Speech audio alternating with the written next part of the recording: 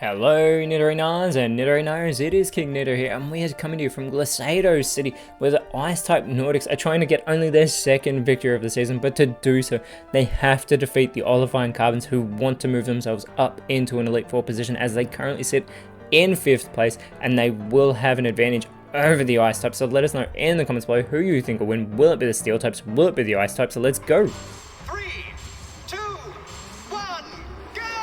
Steel types have had somewhat of an inconsistent season for what I would expect from them, but they are starting out with Copperajah and Lucario, will be Titan and Avalugg starting out for the Glacado Nordics, and immediately Lucario is going to go with the Leafage onto Avalugg, which Avalugg tanks, and Titan responds with a Grass type move of its own, going with the Grass Pledge.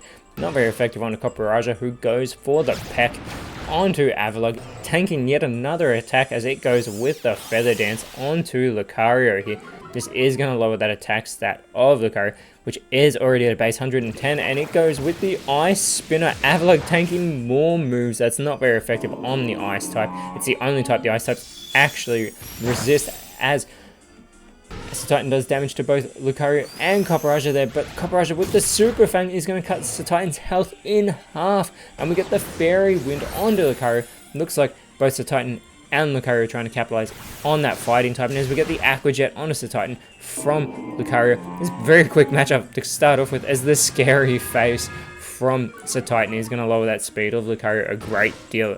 I have to assume it's still going to be the quickest on the field, as the Tailwind is set up by Copperajah in response here, so it will get that wind blowing from behind its side, but the Hex now from Avalugg onto Lucario is a critical hit. Looks like they want to get rid of the Steel fighting type here, who responds with the Scale Shot. This multi-hit move is going to lower that defense of Lucario, but it's going to boost its speed here.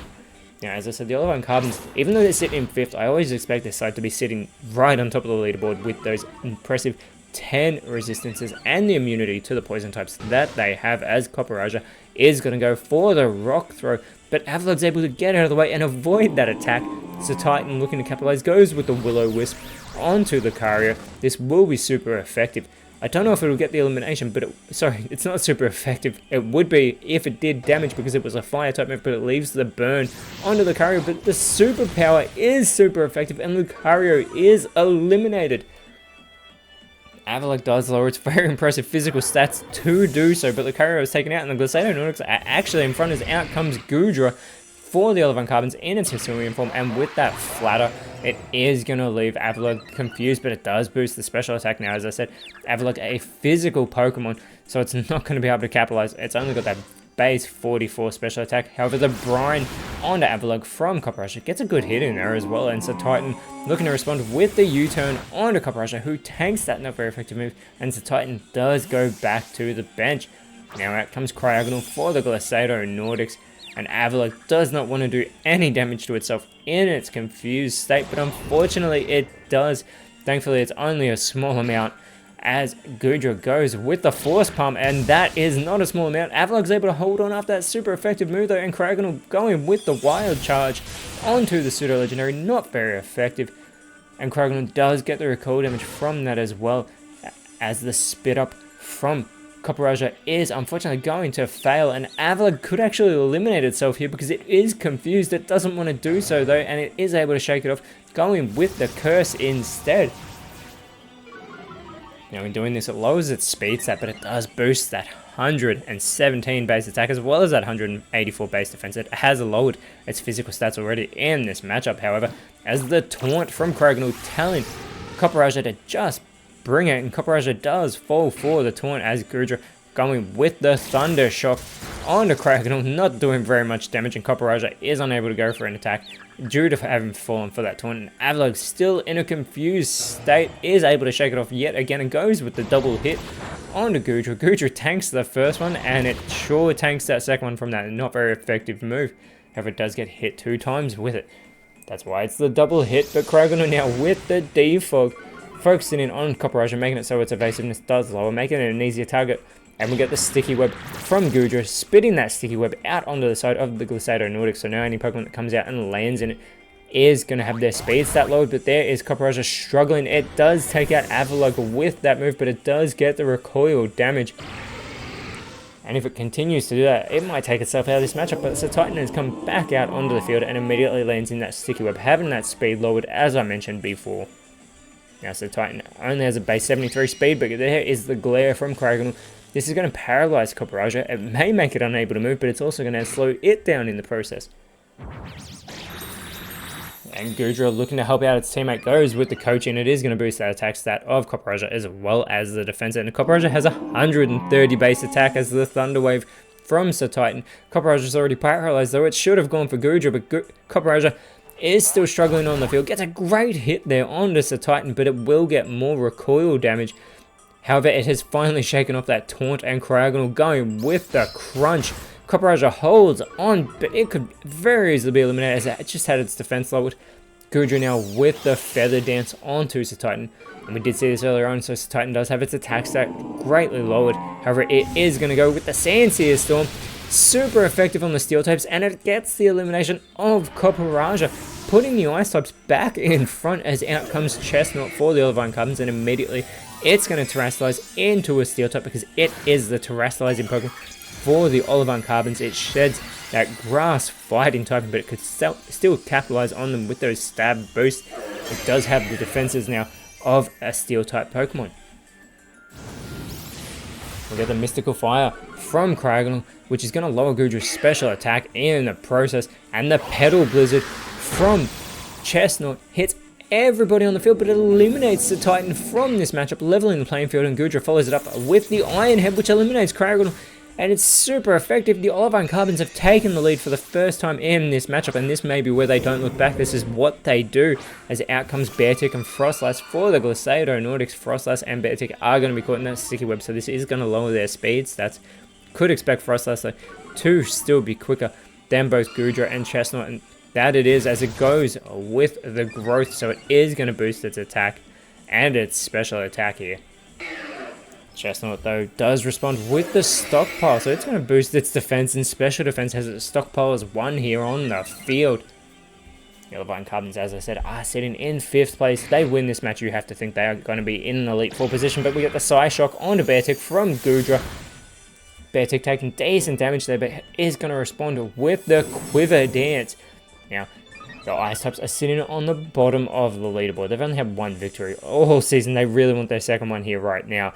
And they're going to have to pull out something magical to defeat the Olivine Carbons. They're like an Aura Sphere, which eliminates Goodra Frostlass with that super effective attack. That is what it needed to do. Leveling the playing field, and we get the Fairy Lock from Chestnut, making it so no one can run away during the next turn. But no one is running away from these battles, and I hope you're not either. And if you are enjoying it, please like, share, subscribe, as that Heat Wave is avoided by Chestnut from Beartick, and that would have done massive damage. Earthworm coming out for the Olivine Carbons, and the Power Whip now onto Chestnut. Not very effective from Frostlass there. That was crucial that Chestnut avoided that Heat Wave though. Earthworm with the Fury attack. It's got its 3rd connection onto Beartick there. It's got 4. And it only gets 4 out of 5, which is still very impressive of this multi-hit move. And now we get the Heavy Slam from Chestnut. And it looks like it's going to go for Frostlass. And it is a 1-hit wonder. They saw Frostlass as a threat, and they made sure to get it off this field. As the Play Nice from Beartick, clearly not appreciating those Fury attacks from Earthworm. It is going to lower its attack stat, and out comes Cloyster as the last Pokemon for the Glissador Nordics, who is also now caught in that sticky web that was set up so early on in this matchup by Goodra.